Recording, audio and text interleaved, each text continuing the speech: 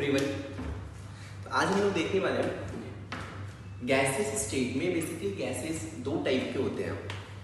One होता है ideal gas and second one is real gas. तो चलिए आज हम लोग आपको रियल गैस से इंट्रोड्यूस करने वाले हैं। तो यहाँ पे टॉपिक है, जो भी गैसेस हैं दो टाइप के होते हैं एंड वन इज जिसमें बोल सकता हूँ ideal gas and second one is real gas. अभी तक हमने जो भी पढ़ा है, जो भी स्टडी किया है, वो बेसिकली आइडियल गैस के बारे में ही स्टडी किया है। तो चलिए आइडियल गैस क्या होते हैं। तो ideal gas means gas which follows PV equals to nRT।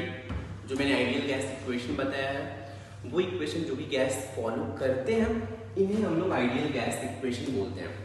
या फिर आप ऐसे भी बोल सकते हैं gas which follows kinetic theory of gases. जो मैंने काइनेटिक थियरी ऑफ गैसेस की इक्वेशन बताए थे, या kinetic gas equation under all pressure and temperature. Means किसी भी प्रेशर किसी भी टेम्परेचर पे अगर gas kinetic theory of equation follow कर रहा है या फिर gas ideal gas equation follow कर रहा है, it means gas will be ideal gas. Clear है? तो चलिए चाहे तो हेडिंग दीजिए आइडियल गैस और इसे बस एक लाइन नोट कर लें।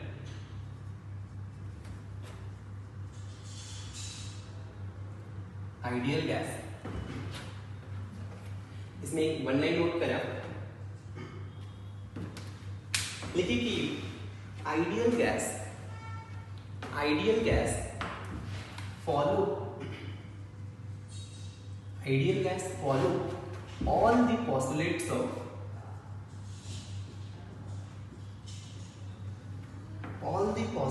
of kinetic theory of gases. Ideal gas follow all the postulates of kinetic theory of gases under all condition of pressure and temperature. Follow all the postulates of kinetic theory of gases under all condition of pressure and temperature. या फिर आप इसमें एक line और लिख सकते हैं, और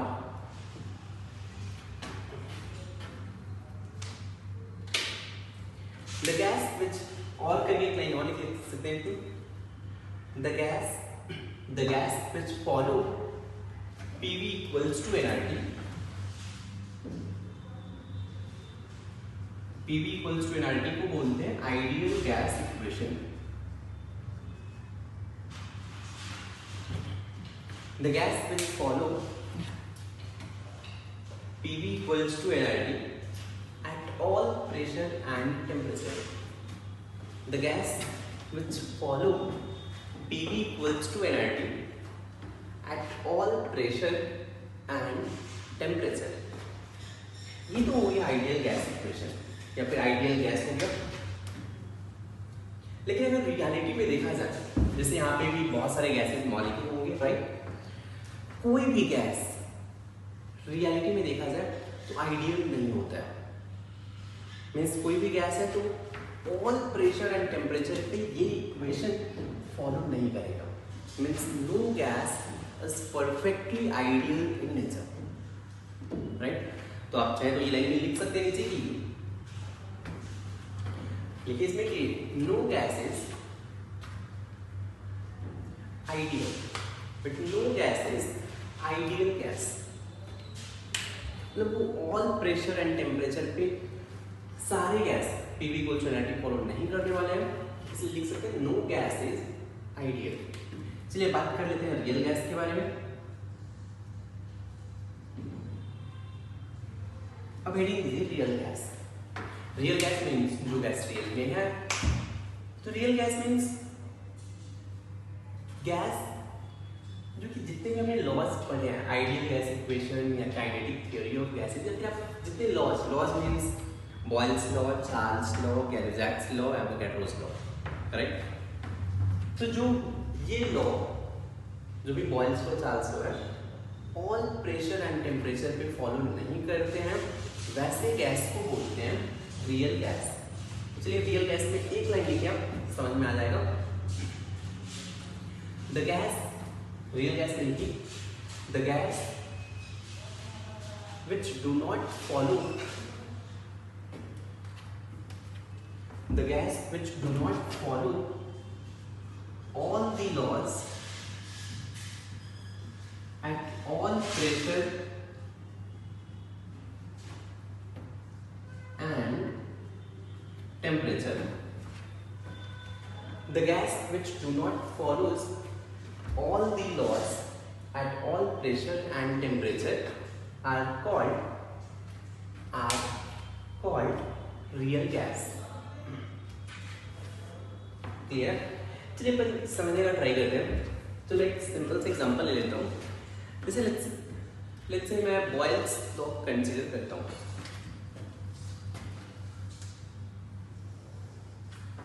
तो यहाँ पे मैंने बॉयल्स लॉ का स्टेटमेंट सबको पता है। Boyle's law means pressure is inversely proportional to volume, right? P is inversely proportional to volume. Means when you will increase pressure, volume will decrease.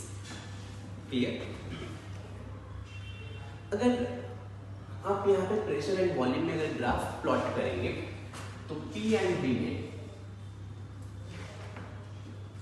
Pressure and volume अगर ideal gas है तो आप graph plot कर सकते हैं कि just this will be hyperbola.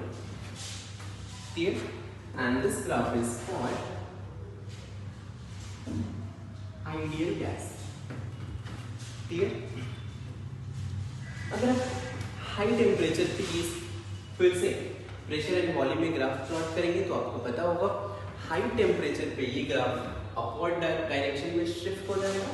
Means high temperature पे इनसे ग्राफ कुछ ऐसा होगा, राइट?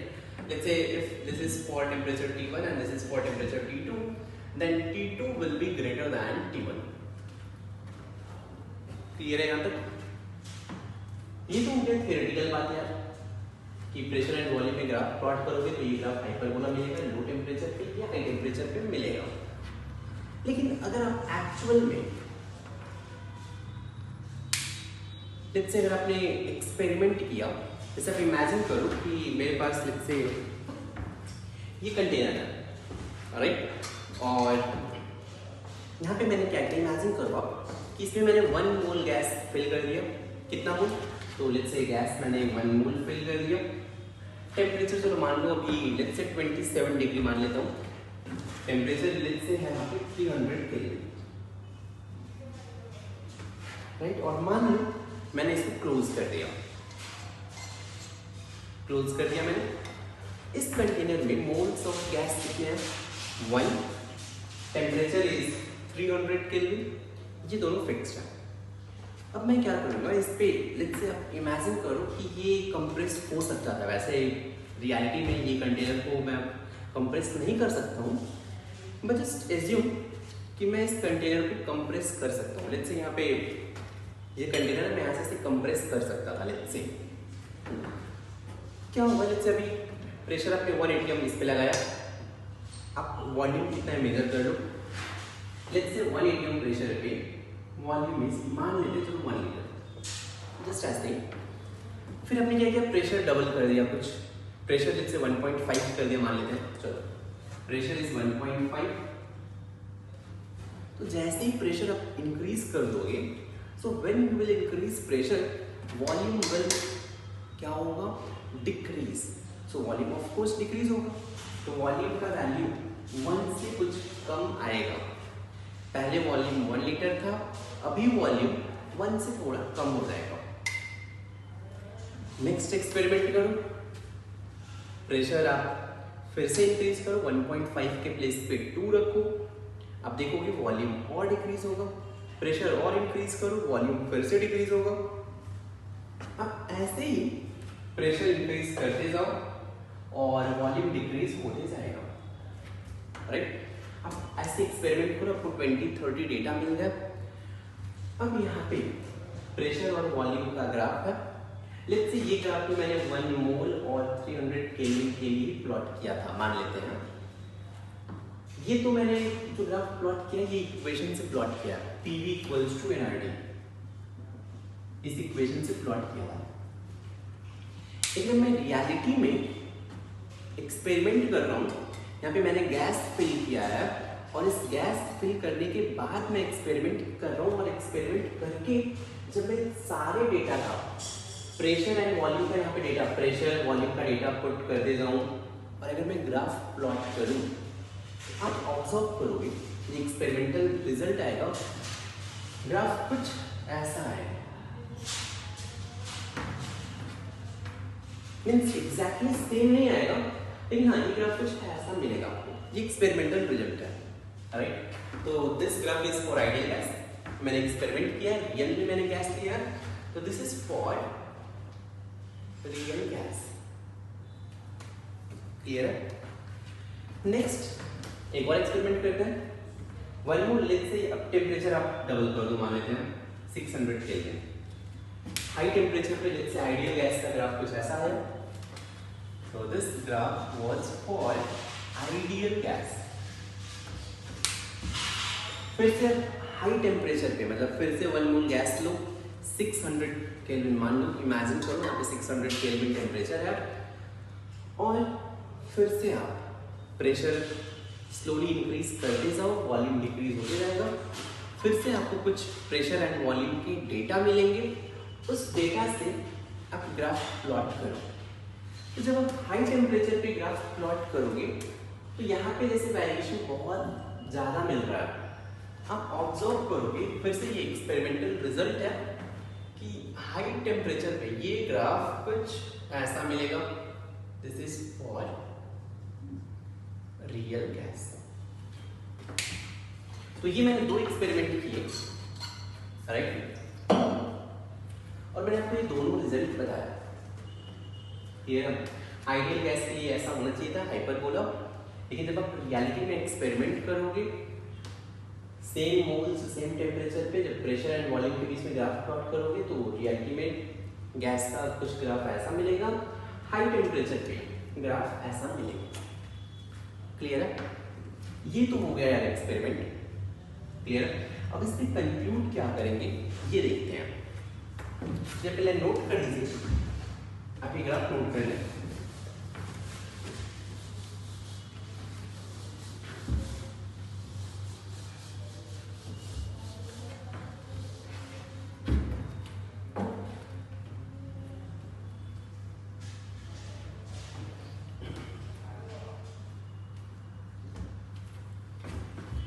चलिए मैं यहाँ से कंक्लूड करना चाहूँ, राइट, तो क्या क्या कंक्लूजन मिलेगा। फर्स्ट पॉइंट इज, आप ये बोल सकते हो कि देखो यार, लो टेम्परेचर पे आइडियल गैस और रियल गैस में इनके वैल्यूज में बहुत ज़्यादा डिफरेंस है, लेकिन हाई टेम्परेचर पे ये वैल्यू डिक्रीज होते जा रहा है, मीन्स इनके बीच का जो डिफरेंसेस है ये डिक्रीज होते जा रहा है। इट मीन्स आप बोल सकते हैं at high temperature real gas approaches towards ideal gas behavior। Simple है, मीन्स हाई टेम्परेचर पे रियल गैस जो भी होगा इसका प्रॉपर्टी आइडियल गैस से मैच होगा। एग्जैक्टली नहीं, लेकिन इसे मैंने बोला अप्रोच करेगा। तो फर्स्ट पॉइंट, हाई टेम्परेचर पे real gas almost ideal gas behaviour type behaviour show करेगा। ये तो हो गया टेम्परेचर। प्रेशर की बात करें, अब देख रहे हैं हाई प्रेशर पे आइडियल एंड रियल गैस में बहुत ज़्यादा डिफरेंस है वैल्यू में, दोनों का अगर मैं वॉल्यूम देखूं बहुत ज़्यादा डिफरेंस है। लेकिन अगर मैं प्रेशर कम करूं, जैसे लो प्रेशर, आप देख रहे हैं दोनों के वैल्यूज में जो पहले ज्यादा डिफरेंस था, अब ये डिफरेंसेस कम होते जा रहे हैं। इट मींस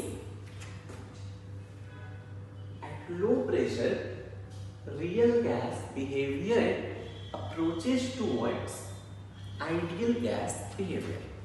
मीन्स आप बोल सकते हैं कि लो प्रेशर पे रियल गैस ऑलमोस्ट, एग्जैक्टली नहीं, almost ideal gas type behaviour show करेगा।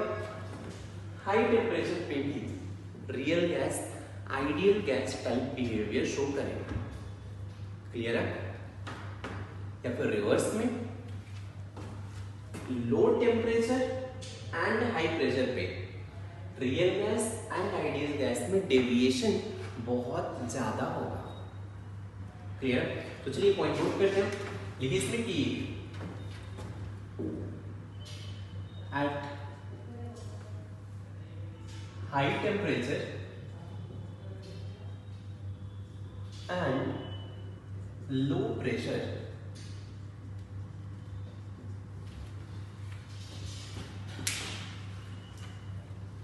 at high temperature and low pressure real gas at high temperature and low pressure real gas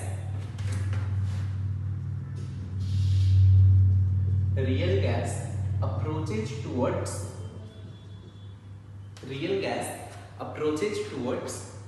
ideal gas behavior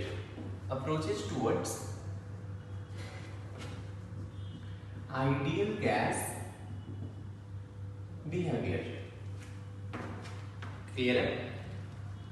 तो high temperature and low pressure पे real gas approaches towards ideal gas behaviour, या फिर आप इसको ऐसे भी लिख सकते हैं कि सेकेंड पॉइंट आप ऐसे लिख सकते हैं कि real gas deviates from ideal behavior and real gas deviates from ideal behavior at low temperature and high pressure.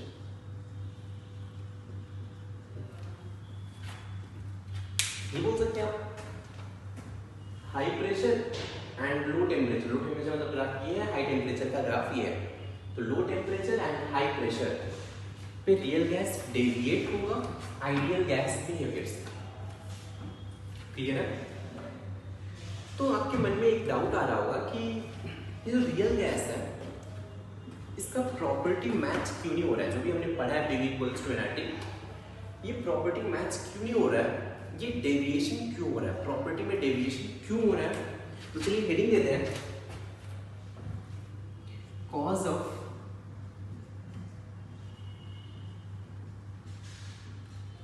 Deviation. Heading दीजिए कॉज ऑफ डेविएशन। इसमें आप लिख सकते हैं कि real gas deviates from ideal behaviour. Real gas deviates from ideal behavior because real gas deviates from ideal behavior because first point। देखिए हमने गलती क्या कहाँ पे किया, हमने जो भी काइनेटिक थ्योरी ऑफ गैसेस मैंने 5 या 6 पोस्टुलेट्स आपको लिखवाया था, उसमें फर्स्ट पोस्टुलेट्स आपको लिखवाया था आइडियल गैस के मॉलिक्यूल या फिर गैस के मॉलिक्यूल एक्सट्रीमली स्मॉल पार्टिकल होते हैं और इनके वॉल्यूम को आप नेग्लेक्ट कर सकते हो। क्लियर है? मतलब मैंने माना है कि गैस के मॉलिक्यूल का वॉल्यूम 0 होता है। पहली गलती मैंने ये किया। गलती क्यों है? क्योंकि इमेजिन करो कि अगर कोई भी गैस है, राइट, मान लेते चलो यहाँ पे ये कंटेनर और इस कंटेनर में गैस है, राइट। मैं बोल रहा हूँ कि गैस का मॉलिक्यूल जो भी है उसका वॉल्यूम 0 है, लेट्स से। अभी गलत स्टेटमेंट क्यों है मैं इसको प्रूफ कर रहा हूँ। होता क्या है, ये गैस है, अगर आप इसको लिक्विफाई करोगे, लिक्विफाई कैसे करते हैं तो आपको पता है, गैस का टेम्परेचर डिक्रीज करोगे देन ये कन्वर्ट हो जाएगा लिक्विड में। Like if you will decrease temperature then gas will convert into liquid, और लिक्विड का टेम्परेचर डिक्रीज करोगे then it will convert into solid, right? तो अगर यहाँ पे गैस है और अगर आपने टेम्परेचर डिक्रीज किया, तो टेम्परेचर डिक्रीज करने के बाद ये लिक्विड में कन्वर्ट होगा, और ये लिक्विड में कन्वर्ट होगा तो क्या होगा, ये जो बॉटम है, बॉटम में कुछ लिक्विड के मॉलिक्यूल कलेक्ट हो जाएंगे, राइट?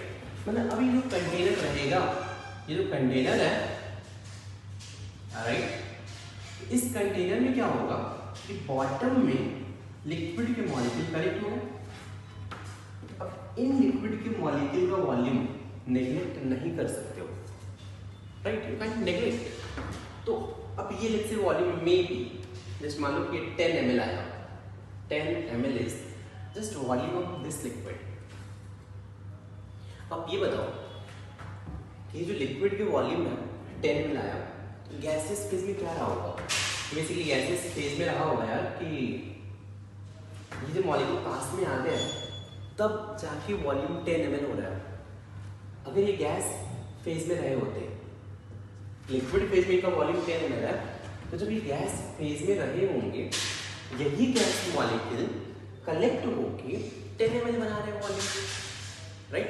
तो आप इनके टोटल वॉल्यूम को नेग्लेक्ट कर सकते हो क्या?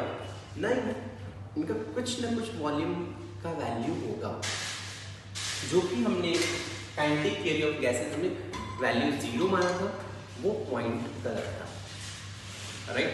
तो चलिए पॉजिटिव डेरिवेशन में आप देखिए फर्स्ट पॉइंट क्या फिर किया है, देखिए इसमें कि real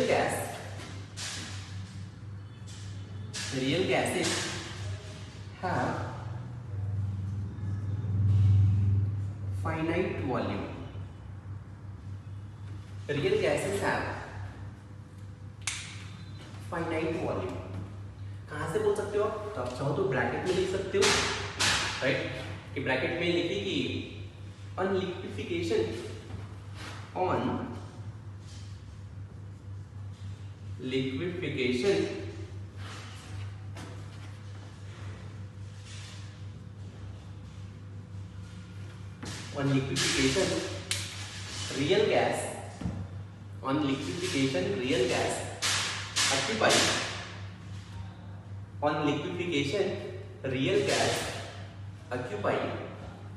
real gas occupy finite volume.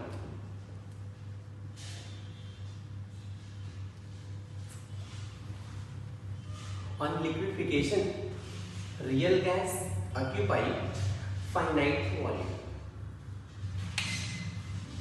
Right.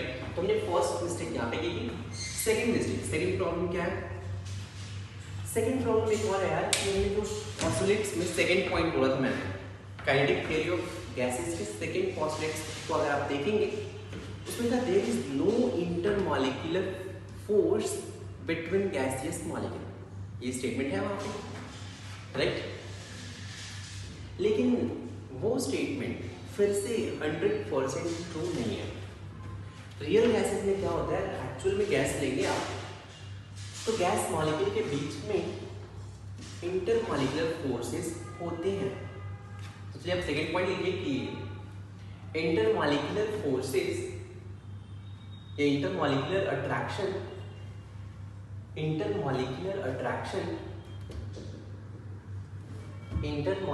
Attraction is present, intermolecular attraction is present between real gas. Intermolecular attraction is present between real gas. देखो आप कैसे बोल सकते हो कि इंटरमॉलिक्यूलर अट्रैक्शन प्रेजेंट होता है? मान लीजिए कोई गैस मॉलिक्यूल है, गैस मॉलिक्यूल दूर है, रियल गैसेस का लिक्विफिकेशन होता है, आप लिक्विफाई कर सकते हो टेम्परेचर डिक्रीज करके। तो अगर आप टेम्परेचर डिक्रीज करोगे तो लिक्विड में कन्वर्ट होंगे। मान लीजिए गैसेस मॉलिक्यूल बहुत दूर है और आप जैसे ही लिक्विफाई करोगे, लिक्विड में आने का मतलब है ये पास में आएंगे, क्लियर है? अब ये लिक्विड बन गया है। तो देखो यार, अगर दो मॉलिक्यूल अगर ये पास में रह रहे हैं, पास में हैं, लिक्विड स्टेट में है ये, इट मीन्स पास में कब आएंगे? जब इनके बीच में अट्रैक्टिव फोर्सेस होगा। अगर अट्रैक्टिव फोर्सेस होता ही नहीं फिर ये कभी पास में आ सकते हैं क्या? पॉसिबल ही नहीं है, राइट? तो रियल गैसेस का लिक्विफिकेशन पॉसिबल है। रियल गैस को आप लिक्विफाई कर सकते हो, मॉलिक्यूल को पास में लाओगे तभी लिक्विफिकेशन होगा। तो मॉलिक्यूल पास में आते हैं, इट मीन्स मॉलिक्यूल के बीच में अट्रैक्शन होता है। अगर अट्रैक्शन नहीं हो रहा है इट मीन्स आप गैस को लिक्विफाई कर ही नहीं सकते हो, गैस के मॉलिक्यूल पास में आएंगे ही नहीं है। क्लियर है? अब चाहो तो ब्रैकेट में लिख सकते हो इंटरमॉलिक्यूलर अट्रैक्शन कैसे प्रूव करोगे, ब्रैकेट में लिखिए कि because real gases can be converted into liquid, because real gases can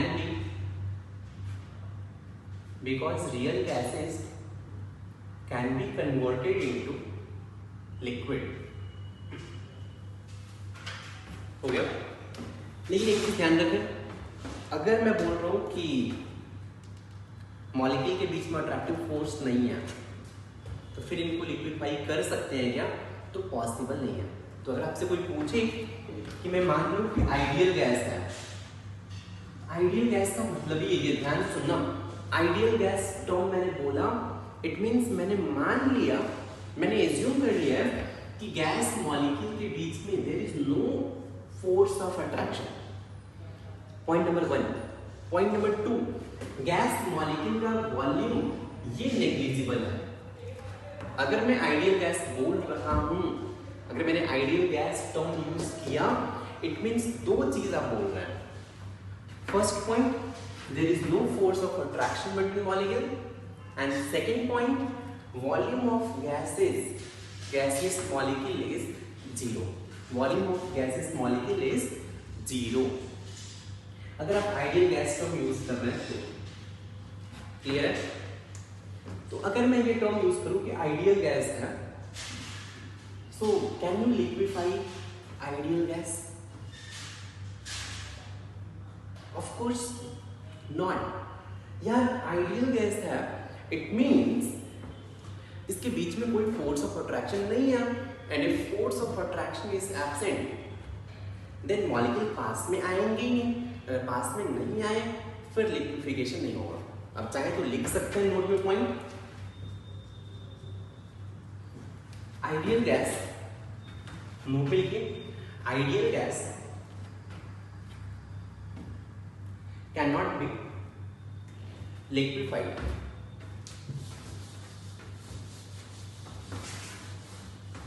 Ideal gas cannot be liquefied।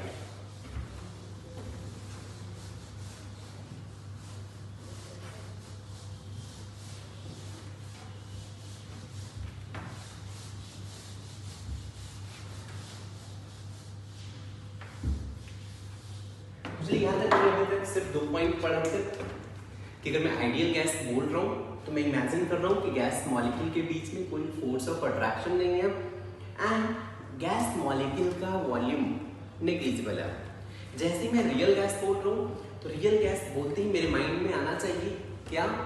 कि गैस मॉलिक्यूल का वॉल्यूम कुछ सिग्निफिकेंट होगा। सेकेंड पॉइंट, गैस मॉलिक्यूल के बीच में कुछ फोर्स ऑफ अट्रैक्शन पॉसिबल है या प्रेजेंट है। Ideal gas force of attraction नहीं है, इसका वॉल्यूम नेग्लिजिबल है। Real gas force of attraction होगा एंड वॉल्यूम सिग्निफिकेंट है। ये पॉइंट याद रहेगा। चलिए आगे बात कर लेते हैं। आइडियल गैस के लिए हमने इक्वेशन पढ़ा है, ideal gas equation PV equals to nRT, right? वैसे ही रियल गैस के लिए एक्सप्रेशन है वैन डर वाल गैस इक्वेशन। चलिए पढ़ते हैं, हेडिंग दीजिए।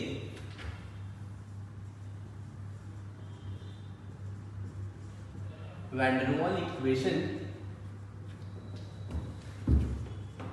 For real gas.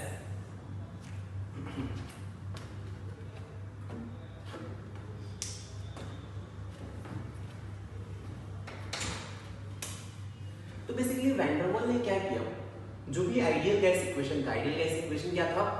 PV equals to nRT है। तो वैन डर वाल ने PV इक्वल्स टू nRT को ही कन्वर्ट कर दिया रियल गैस के लिए। जो PV इक्वल्स टू nRT था उन्होंने वही से ये वैन डर वाल इक्वेशन डिराइव किया, क्लियर है। बस इन्होंने दो फैक्टर कंसीडर किया, दो एक्स्ट्रा फैक्टर कौन से कंसीडर करने होंगे। फर्स्ट फैक्टर मॉलिक्यूल का जो वॉल्यूम है ये आपको कंसीडर करना पड़ेगा, क्योंकि आइडियल गैस इक्वेशन में मैंने माना है कि मॉलिक्यूल का वॉल्यूम 0 है, राइट। तो यहाँ पे हमने एक extra factor volume of gas introduce करेंगे। सेकेंड फैक्टर, सेकेंड डिफरेंस कहाँ पे आ रहा है, तो सेकेंड डिफरेंस आ रहा है आइडियल गैस में फोर्स ऑफ अट्रैक्शन 0 है, लेकिन रियलिटी में रियल गैस में फोर्स ऑफ अट्रैक्शन होगा। तो अगर मॉलिक्यूल के बीच में फोर्स ऑफ अट्रैक्शन डेवलप होगा, फोर्स से ये कुछ प्रेशर को चेंज करेगा। तो यहाँ पे आपको प्रेशर को भी टर्म, जो प्रेशर का टर्म है ये भी चेंज करना पड़ेगा। देखेंगे अपन, पढ़ने वाले हैं वॉल्यूम में कैसे चेंज करेंगे, प्रेशर में कैसे चेंज करेंगे, राइट। तो लिखी इसमें एक लाइन वैन डर वाल इक्वेशन में, एक लाइन लिखी कि वैन डर वाल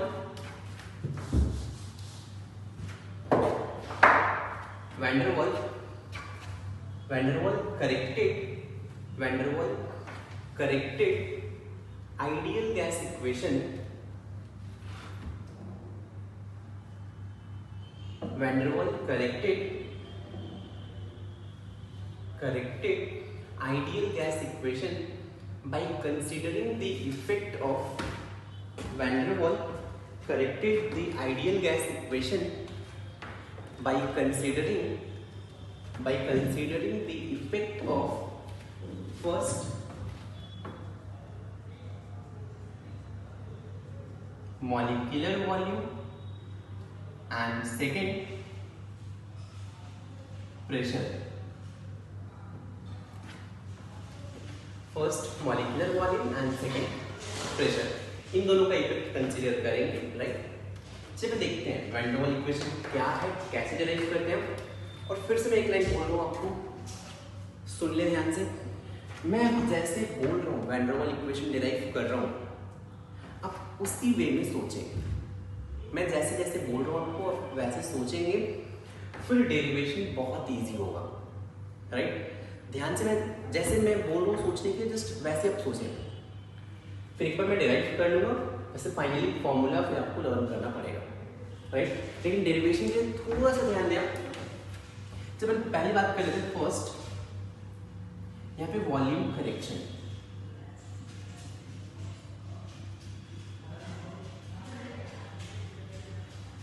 वॉल्यूम वाले टर्म को वैन डर वाल कैसे करेक्ट किए ये देखें। हेडिंग दीजिए वॉल्यूम करेक्शन। देखो यार, वैन डर वाल ने क्या बोला, ध्यान से सुनना। वैन डर वाल ने कहा यार ये जो PV equals to NRT equation है ना, तो मैं इसको ऐसे लिख रहा हूँ, PIVI इक्वल्स टू NRT। ध्यान से सुनना। वैन डर वाल ने सोचा कि ये जो एक्सप्रेशन है PV equals to NRT, PI लिखता हूँ, VI लिखता हूँ equals to NRT. PI means P ideal, VI means V ideal equals to NRT. इन्होंने बोला कि ये एक्सप्रेशन करेक्ट है, आइडियल गैस के लिए तो करेक्ट है ही, आप इसको रियल गैस के लिए भी करेक्ट मान सकते हो, राइट। बस आपको सोचना ऐसे है कि जो VI है ये क्या है, ये आपको सोचना है।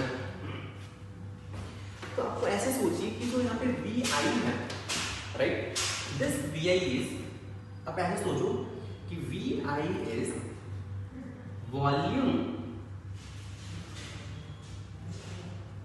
available for free movement of gas।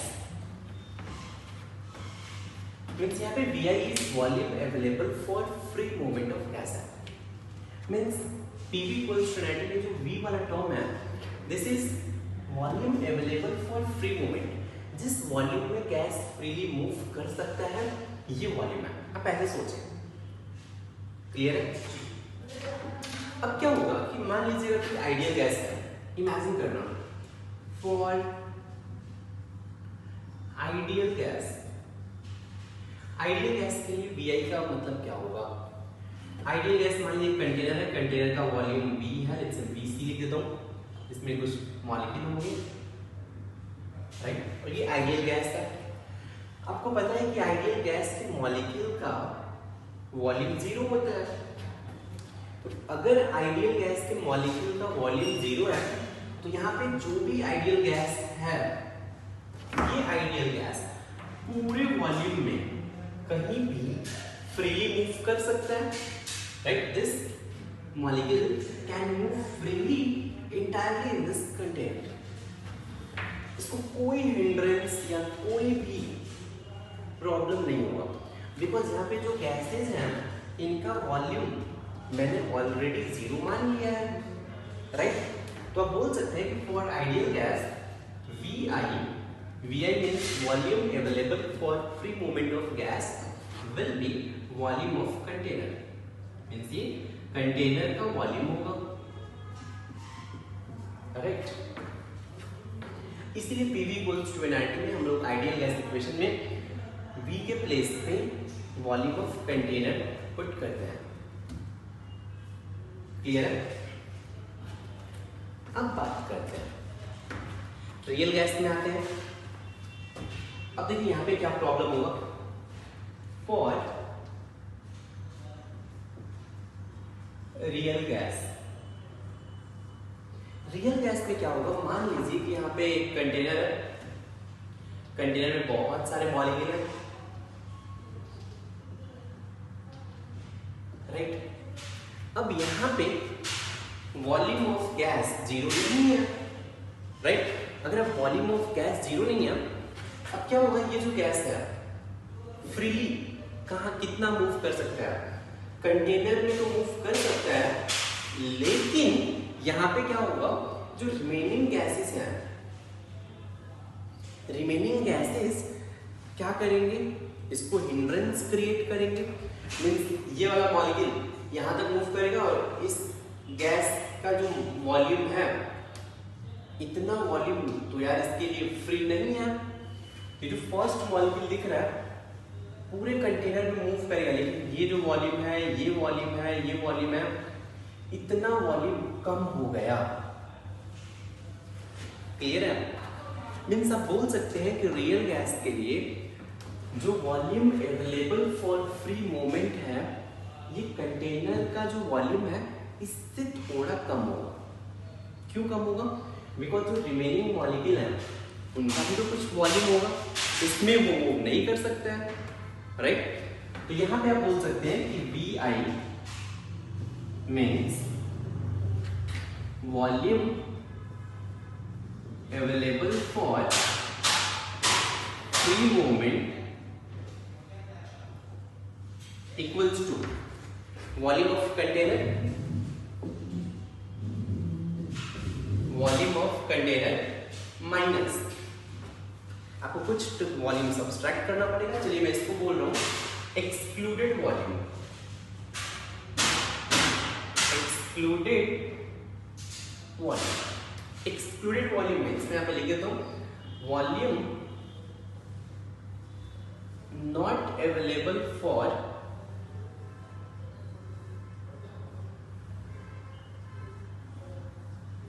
Free movement.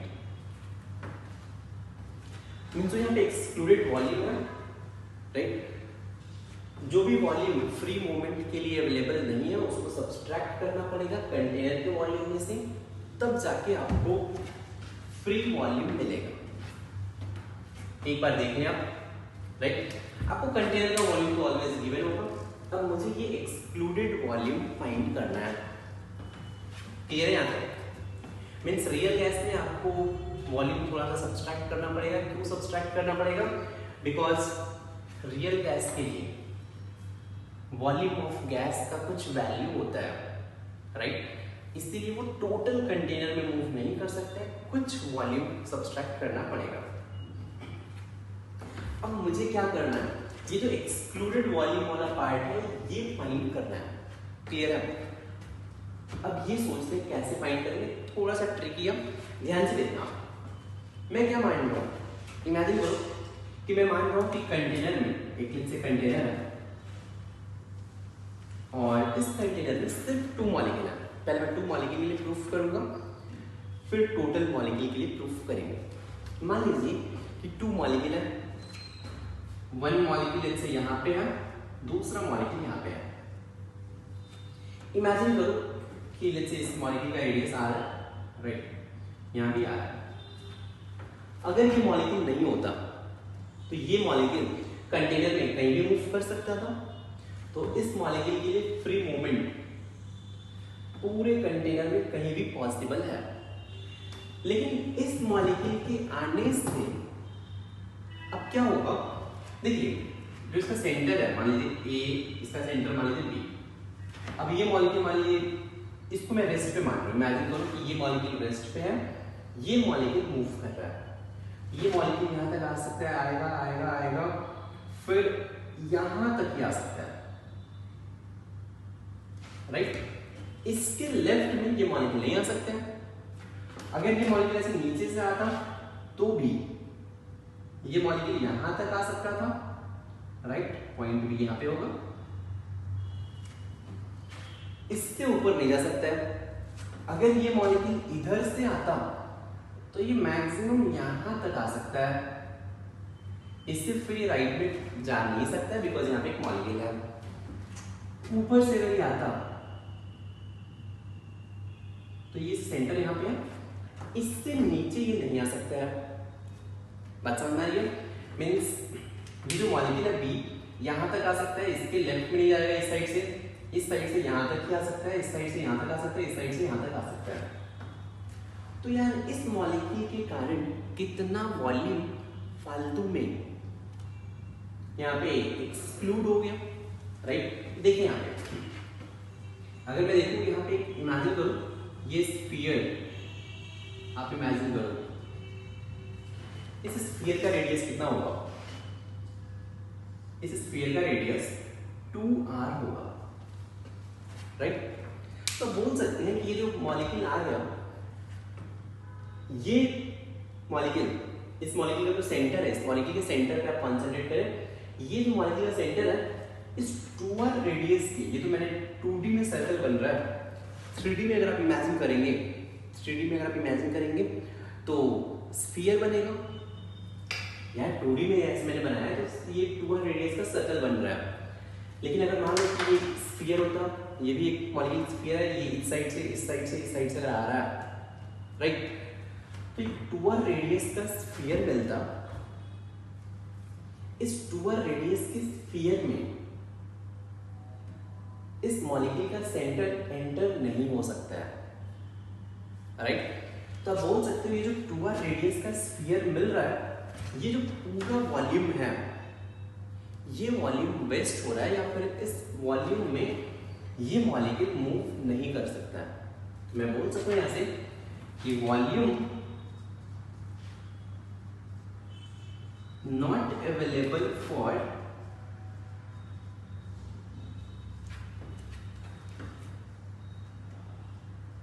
free movement for 2 molecules equals to volume of this sphere।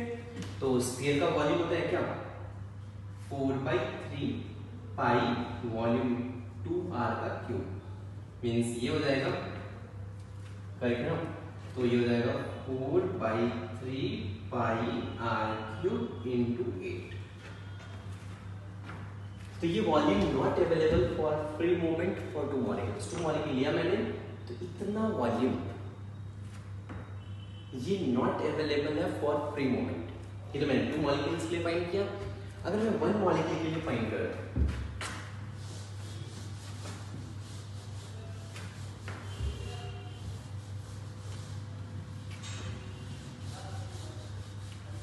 मैं यहां पे बोल सकता हूं कि volume not available for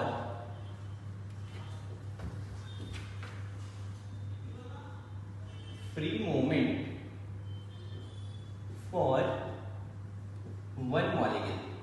2 molecule के लिए इतना वॉल्यूम नॉट अवेलेबल है, पर मॉलिक्यूल कितना हो जाएगा इसको 2 से डिवाइड कर दो तो ये हो जाएगा 4 इंटू 4/3 पाई आर क्यूब। ये हो गया ये 1 मॉलिक्यूल के लिए, मैंने कैलकुलेट कर लिया दिस। अब मान लीजिए कि 1 मोल मॉलिक्यूल है, अब ऐसे बोल सकते हो volume not available for free movement for 1 mole. So this will be equal to 4 into 4/3 pi r cube into Na। 1 मोल में कितने मॉलिक्यूल होते हैं, राइट। और ये टर्म कांस्टेंट है तो मैं इसको चलो एक कांस्टेंट b से रिप्रेजेंट कर रहा हूँ। ये देखिए 4/3 pi r cube ये वॉल्यूम ऑफ 1 मॉलिक्यूल है, याद रखना 4 into Na into 4/3 pi R cube. इसको मैं b से रिप्रेजेंट कर रहा हूँ। मान लेते हैं उसमें n मोल मॉलिक्यूल है, तो n मोल अगर मॉलिक्यूल होंगे तो volume not available for free movement कितना हो जाएगा, तो यहाँ से volume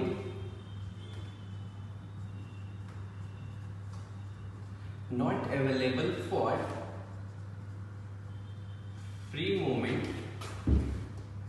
for n moles will be equal to n times b, right?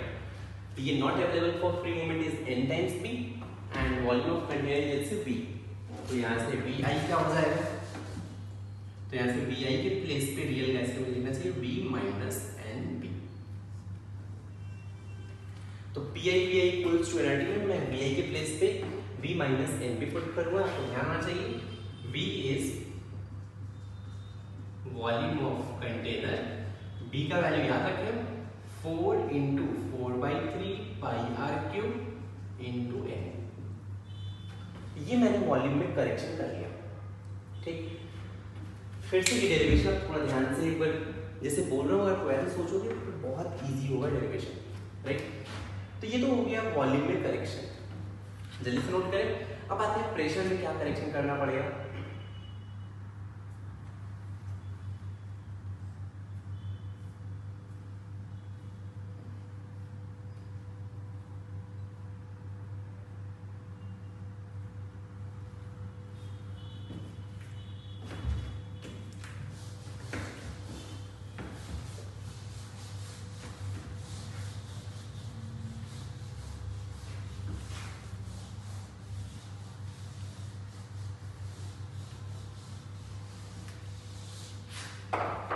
Second correction पे आते हैं। सेकेंड करेक्शन इज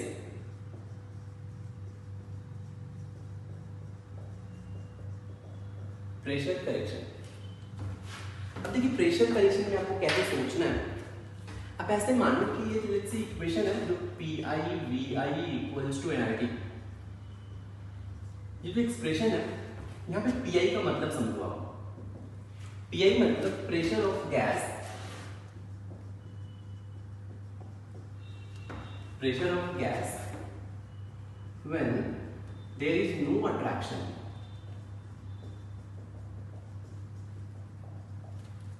आपको यहाँ पे PI का मतलब क्या पुट करना है, pressure of gas when there is no attraction। Ideal gas में तो आपको पता है अट्रैक्शन नहीं होता है, इसलिए जो भी प्रेशर एक्सर्ट करेगा वही पुट कर दूंगा, राइट। लेकिन रियल गैस में क्या होगा, मान लीजिए कि यहाँ पे कंटेनर है, राइट। ये बहुत सारे मॉलिक्यूल है, जैसे मान लीजिए मॉलिक्यूल है, ऐसे बहुत सारे मॉलिक्यूल आएंगे। मान लीजिए ऐसे प्रेशर कैसे एक्सर्ट होता है मैं आपको बता दूं। लेट्स से ये कंटेनर का वॉल है, मॉलिक्यूल है, तो ये मॉलिक्यूल क्या करेगा, इस वॉल से कोलाइड करेगा तो फिर कुछ फोर्स एक्सर्ट करेगा, तो ये कुछ प्रेशर एक्सर्ट करेगा। तो pressure is basically due to collision of molecule on wall, right. Gas molecule अगर वॉल से कोलाइड करेगा फिर क्या होगा, ये कुछ फोर्स ट्रांसफर करेगा और force divided by area will be pressure. Clear है। अब ये मानो कैसे मॉलिक्यूल है, ये मॉलिक्यूल इस वॉल से, जब ये मॉलिक्यूल दिख रहा है इस वॉल से कोलाइड होने वाला है, और मैं मान रहा हूं और मैं ये एज्यूम कर रहा हूँ कि गैस मॉलिक्यूल के बीच में कोई भी फोर्स ऑफ अट्रैक्शन नहीं है। अगर कोई भी फोर्स ऑफ अट्रैक्शन नहीं है मॉलिक्यूल में, मान लीजिए एक मॉलिक्यूल है, ये दूसरा मॉलिक्यूल है, इस मॉलिक्यूल और इस मॉलिक्यूल में कोई फोर्स ऑफ अट्रैक्शन नहीं है, ये कोलाइड करेगा, ये भी जाके कोलाइड करेगा, कुछ फोर्स से कोलाइड करेंगे तो ये कुछ प्रेशर एक्सर्ट करेंगे। लेकिन अब रियल गैस में क्या होता है, मॉलिक्यूल और मॉलिक्यूल के बीच में फोर्स ऑफ अट्रैक्शन होता है। तो इमेजिन करो अगर मॉलिक्यूल बीच में है, कंटेनर के बीच में है, तो कंटेनर के बीच में तो क्या होगा कि इसके सराउंडिंग में बहुत सारे मॉलिक्यूल होंगे, राइट? ये सब एक दूसरे को अट्रैक्ट कर रहे होंगे, राइट? जब ये सब एक दूसरे को अट्रैक्ट कर रहे हैं तो नेट फोर्स आप इग्नोर कर सकते हो, राइट? लेकिन प्रॉब्लम कहां पे आएगा, जब ये मॉलिक्यूल कोलाइड करने वाला है, जब ये वॉल से कोलाइड करने वाला है, तो जब ये कोलाइड करने वाला होगा, मान लीजिए मॉलिक्यूल है वॉल से कोलाइड करने वाला है, अब इसके राइट साइड में सिर्फ और सिर्फ वॉल है। क्या है? वॉल है। मींस इसके राइट साइड में कोई मॉलिक्यूल है ही नहीं, सारे मॉलिक्यूल इसके लेफ्ट साइड में है। तो अब क्या होगा, लेफ्ट साइड से ये मॉलिक्यूल इसको अट्रैक्ट करेंगे, ये भी ऐसे अट्रैक्ट करेंगे, ये मॉलिक्यूल इसको अट्रैक्ट करेंगे। तो इसके पीछे से सिर्फ अट्रैक्शन लगा रहा है, तो अगर ये पीछे से इसको अट्रैक्ट करेंगे तो इस मॉलिक्यूल का वेलोसिटी क्या होगा, डिक्रीज हो जाएगा। अगर ये फोर्स नहीं होता उसके रेस्पेक्ट में मैं बात करूं तो वेलोसिटी डिक्रीज हो जाएगा, वेलोसिटी डिक्रीज हो जाएगा। पहले हाई वेलोसिटी से कोलाइड कर रहा था, अभी लो वेलोसिटी से कोलाइड करेगा। तो हाई वेलोसिटी से ज्यादा मोमेंटम ट्रांसफर करेगा, लो वेलोसिटी से कम मोमेंटम ट्रांसफर करेगा। हाई वेलोसिटी से ज्यादा फोर्स एक्सर्ट करेगा, लो वेलोसिटी से कम फोर्स एक्सर्ट करेगा। तो अगर वेलोसिटी डिक्रीज होगा तो ये मोमेंटम इसका डिक्रीज हो जाएगा, राइट? और ये कम फोर्स एक्सर्ट करेगा वॉल पे, तो प्रेशर भी क्या होगा, ये अब कम प्रेशर या लो प्रेशर एक्सर्ट करेगा। पॉइंट समझ में आया? तो जो रियल गैस में प्रेशर आने वाला है वो रिलेटिवली लो प्रेशर है। क्लियर है?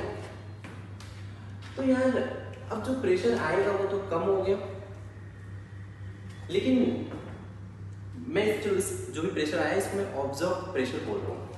क्या बोल रहा हूँ? P observe. क्लियर है? पी ऑब्जर्व मीन्स मैंने जो प्रेशर ऑब्जर्व किया, ये जब इस मॉलिक्यूल को पीछे से मॉलिक्यूल अट्रैक्टिव फोर्स लगा रहे थे तब ये पी ऑब्जर्व अप्लाई कर रहा है। पी आइडियल क्या है? Pressure of gas when there is no attraction. तो मैं इस पी ऑब्जर्व को जो एक्सपेरिमेंट से आया है मैं इसको यहाँ पे पुट कर सकता हूँ क्या?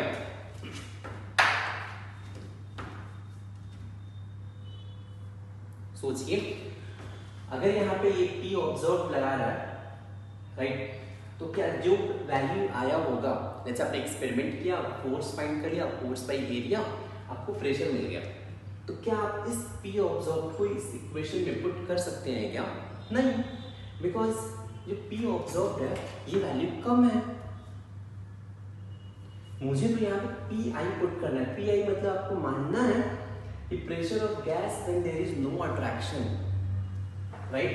तो क्या करना पड़ेगा, सिंस जो पी आई है पी ऑब्जर्व से ज्यादा है, तो यार ये जो पी ऑब्जर्व है वैल्यू कम हो चुका है, और मुझे अगर इस एक्सप्रेशन को यहाँ पे पुट करना है तो इसमें कुछ टर्म ऐड करना पड़ेगा, क्योंकि वैल्यू कम हो चुका है। तो इसमें मैं कुछ टर्म ऐड कर देता हूँ। चलिए मैं इसको बोलूँ पी करेक्टेड। अगर मैं इसमें थोड़ा सा एक टर्म ऐड कर दूंगा वैल्यू, अब ये पी आई के इक्वल हो सकते हैं, और ये टोटल टर्म मैं यहाँ पे अब पुट कर सकता हूँ। क्लियर है? तो यार ये जो पी करेक्टेड है, राइट, जितना ज्यादा अट्रैक्शन होगा, राइट, जितना ज्यादा मॉलिक्यूल में अट्रैक्शन होगा उतना पी ऑब्जर्व्ड कम होगा। जितना पी ऑब्जर्व्ड कम होगा, पी करेक्टेड आपको उतना ही ज्यादा ऐड करना पड़ेगा। क्लियर है? तो देखिए जो पी करेक्टेड होगा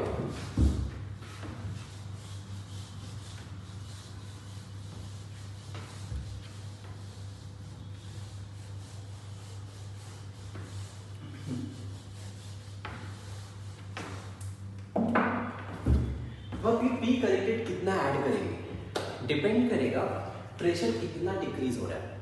अगर प्रेशर बहुत ज्यादा डिक्रीज हो गया तो आपको पी करेक्टेड ज्यादा ऐड करना पड़ेगा। क्लियर है? और आप ये मान के चलो यार, मान लो एक मॉलिक्यूल है कोलाइड हो रहा है, राइट? वन मॉलिक्यूल कोलाइड हुआ, इमेजिन करो कि प्रेशर जो आना चाहिए था वो लेट्स से 0.1 से प्रेशर कम हो रहा है, राइट? अच्छा ये पॉइंट समझ में आया? मान लीजिए कि अगर ये अट्रैक्शन नहीं होता, ये अट्रैक्शन नहीं होता तो वन मॉलिक्यूल अगर कोलाइड कर रहा है तो ये प्रेशर 1 atm एक्सर्ट करता, राइट? दूसरा मॉलिक्यूल अगर कोलाइड करेगा, फिर से बोल रहा हूं अट्रैक्शन नहीं है, ये भी 1 atm प्रेशर एक्सर्ट करेगा, राइट? लेकिन अट्रैक्शन आ गया तो मान लीजिए अट्रैक्शन आने के कारण अब ये जो प्रेशर एक्सर्ट करेगा 1 atm से थोड़ा सा कम करेगा। मान लेते हैं प्रेशर 0.1 से कम हो गया, अब प्रेशर हो गया इसका 0.9 atm। दूसरे मॉलिक्यूल के कारण भी, दूसरे वाले मॉलिक्यूल पे भी ये फोर्स ऑफ अट्रैक्शन एक्सर्ट करेंगे, इसमें भी 0.1 का डिक्रीज हो जाएगा, ये भी एक्चुअली 0.9 atm एक्सर्ट करेगा, राइट? तो पहले प्रेशर आ रहा था 2 atm, अब देखिए कितना आ रहा है 1.8 atm। मतलब आपको कितना ऐड करना पड़ेगा? 0.2 atm एक्स्ट्रा ऐड करना पड़ेगा। अगर वन मॉलिक्यूल होता सिर्फ तो आपको सिर्फ 0.1 ऐड करना पड़ता, 2 मॉलिक्यूल के कारण आपको 0.2 atm ऐड करना पड़ेगा एक्स्ट्रा। ऐसे 3 मॉलिक्यूल होते हैं, तीनों के कारण डिक्रीज हो रहा है तो आपको ज्यादा प्रेशर ऐड करना पड़ेगा एक्स्ट्रा। तो मैं बोल सकता हूं यहां पे कि जो पी करेक्टेड होगा, P corrected will be proportional to number of molecule colliding with wall. जितने मॉलिक्यूल वॉल से ज्यादा कोलाइड होंगे उतना प्रेशर सब में डिक्रीज होता जाएगा, आपको एक्स्ट्रा वैल्यू ऐड करना पड़ेगा। क्लियर है? और ये कितने मॉलिक्यूल कोलाइड करेंगे वॉल से डिपेंड करेगा इस कंटेनर में कितने मॉलिक्यूल है। अगर मॉलिक्यूल बहुत ज्यादा है तो बहुत ज्यादा मॉलिक्यूल वॉल से कोलाइड होंगे, तो आप बोल सकते हो this will be directly proportional to molecular density, right? और ये मॉलिक्यूलर डेंसिटी को अपन रिप्रेजेंट करते हैं N/V से, moles per unit volume. Moles per unit volume अगर ज्यादा है तो ज्यादा मॉलिक्यूल वॉल से कोलाइड होंगे। क्लियर है? सेकेंड थिंग, ये जो पी करेक्टेड है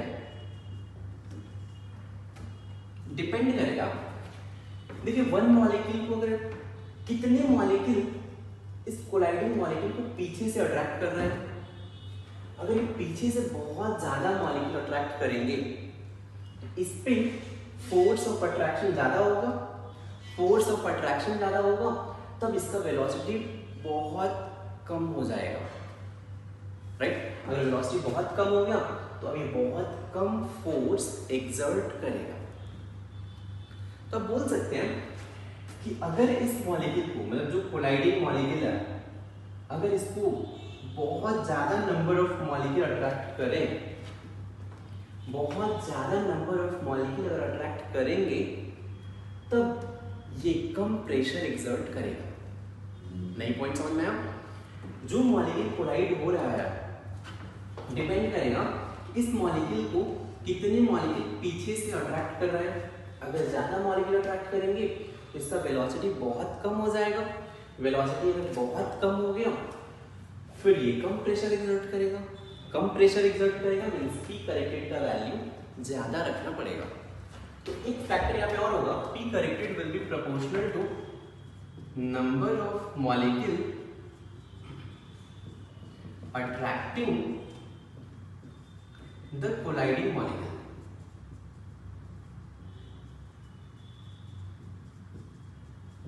क्लियर है? और कितने मॉलिक्यूल अट्रैक्ट करेंगे इसको डिपेंड करेगा यहाँ पे मॉलिक्यूल का नंबर कितना है, मीन्स मैं बोल सकता हूँ this will be proportional to molecular density, और molecular density means proportional to n by v। ये पॉइंट समझ में आया?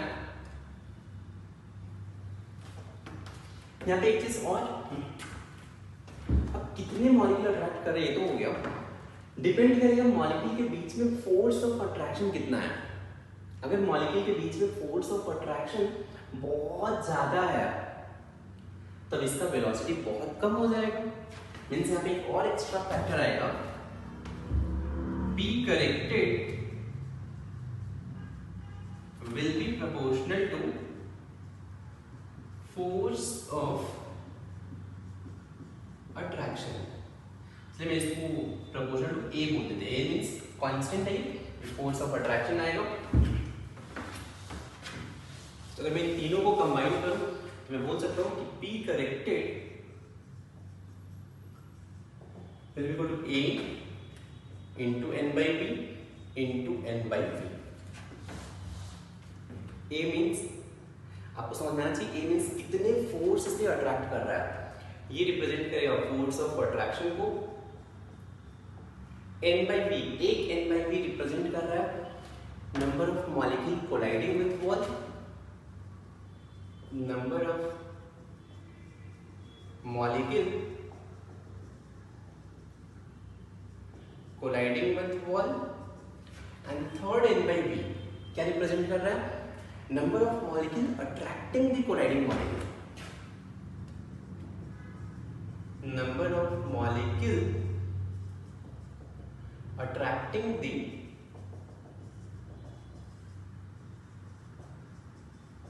Colliding molecule. क्लियर है? अब मैं यहां पे लिख सकता हूं कि Pi will be equal to pressure P plus P corrected की जगह पे A n square upon B square। Clear है? अब आप इस एक्सप्रेशन में Pi equals to nRT था, इसमें आप Pi की प्लेस पे ये रख दो, P plus A n square by B square, Vi की प्लेस पे V minus nV equals to nRT। इस एक्सप्रेशन को बोलते हैं वैन डर वाल इक्वेशन।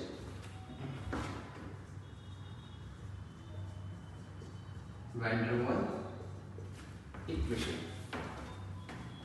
नोट कर लीजिए आप।